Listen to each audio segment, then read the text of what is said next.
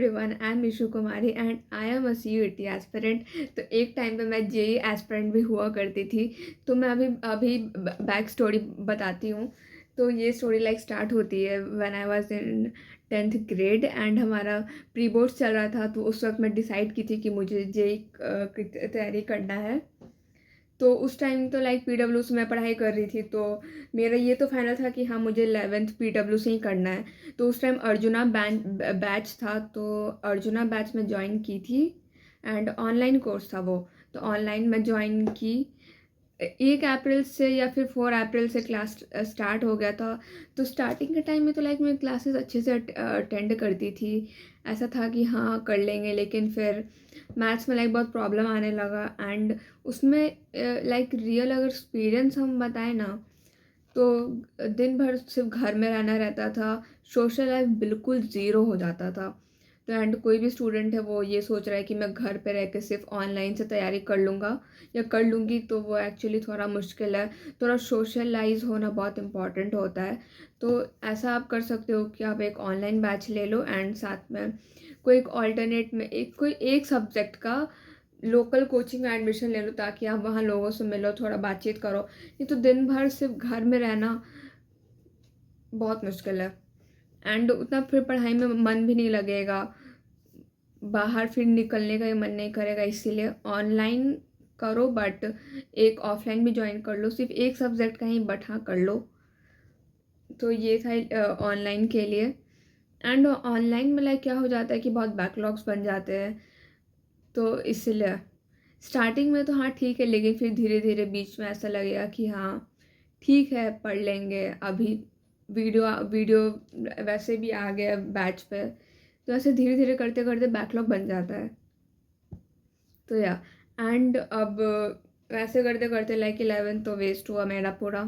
फिर 12th में I have decided कि नहीं भाई, मुझे PW ऑफलाइन ज्वाइन करना है। तो मैं PW ऑफलाइन ज्वाइन की विद्यापीठ में। उसमें 1 तारीख से लाइक क्लासेस स्टार्ट थे, 1 अप्रैल से। तो मेरे भैया भी जो कोटा में वो पढ़ते हैं, कज़न भैया हैं वो कोटा में पढ़ते थे। तो वो बोले कि PW ऑफलाइन अच्छा नहीं है उतना, मतलब एडमिशन। तो बट हम उनकी बात कहाँ ही माने, ले लिया एडमिशन। एंड फिर 12th में एडमिशन लेने के बाद हमारी क्लासेस स्टार्ट होने वाली थी 1 तारीख से, लेकिन उससे 2-4 दिन पहले हमारा ओरिएंटेशन क्लास था। तो ओरिएंटेशन क्लास के लिए गई थी, तो हमें बुक्स मिला था, बस बुक्स मिला था एंड टीचर समझाए थे कैसे कैसे क्या क्या पढ़ाई होने वाला, कब तक बैच चलेगा, एवरीथिंग। तो या तो फिर 1 तारीख से हमारी क्लासेस स्टार्ट हो गई। हम लोग रोज़ क्लास जाया करते थे, एक तो इतना धूप रहता था। तो हाँ क्लास जाते थे। तो फिर उसमें क्या एक हुआ कि 3-4 दिन या फिर 1 वीक के बाद एक टेस्ट रखा गया रैंकर टेस्ट के लिए। उसमें 5-6 लेवल का टेस्ट हुआ एंड उसमें कुछ बच्चों को सेलेक्ट करके उनको अलग ही बैच में डाल दिया गया एंड बाकी हम सभी बच्चों को एक मार्क्स के बेसिस पे अलग अलग बैचेस में शिफ्ट कर दिया गया। जो जो मतलब कि लाइक जिनका बहुत अच्छा मार्क्स है उन सबको एक स्पेशल अलग टीचर दे करके उन लोग को अलग से पढ़ाया जा रहा था। एंड जो बाकी बच्चे हैं उन लोग ऐसे ही नॉर्मल मीडियोकर टीचर से ही पढ़ाया जाता था। हमारे बैच में भी 5 टीचर्स थे, जिसमें से लाइक 3 टीचर्स अच्छे थे। एक फिजिक्स वाले सर अच्छा पढ़ाते थे, फिजिकल एजुकेशन एंड इनऑर्गेनिक, यही 3 अच्छा पढ़ाई होता था बस। मैथ्स में बिल्कुल अच्छा नहीं पढ़ाते थे एंड ऑर्गेनिक भी बिल्कुल अच्छा नहीं पढ़ाते थे। एंड हर क्लास में लाइक ऐसे ही द सिचुएशन, 2-3 टीचर अच्छे हैं एंड 1-2 टीचर मीडियम से हैं। एंड डाउट क्लासेस ये सब तो सब ठीक था। एंड फिर मॉक टेस्ट हुआ, तो मैं 300 में से लाइक 100 मार्क्स आया था। हाँ क्लासेस ठीक थे बट उतना समझ नहीं आ रहा था। एंड ये चीज़ एक रहता है ना 12th ये ऑफलाइन ज्वाइन करने पे, कि यहाँ पे ऑफलाइन पढ़ रहे हैं एंड ऑनलाइन में कितने अच्छे से राजवंत सर हैं एंड और अदर टीचर्स हैं, वो लोग पढ़ा रहे हैं, उन लोग का पढ़ाई मिस हो रहा है। तो एक तरफ से तुम ऑनलाइन भी करने का कोशिश कर रहे हो एंड ऑफलाइन भी, क्योंकि क्या तुम पैसा लगा दियो, अब तुम छोड़ नहीं सकते, तुमको जाना ही पड़ेगा। क्योंकि घर से प्रेशर बनता है, क्लास जाओ बेटा बहुत पैसा लगा है तो जाना है।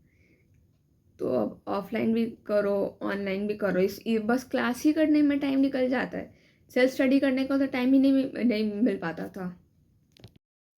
हाँ, तो ऐसे ही मैं ऑनलाइन एंड ऑफलाइन दोनों का पढ़ाई कर रही थी, तो जिससे मेरा सिर्फ लेक्चर ही देखने में टाइम निकल जाता था।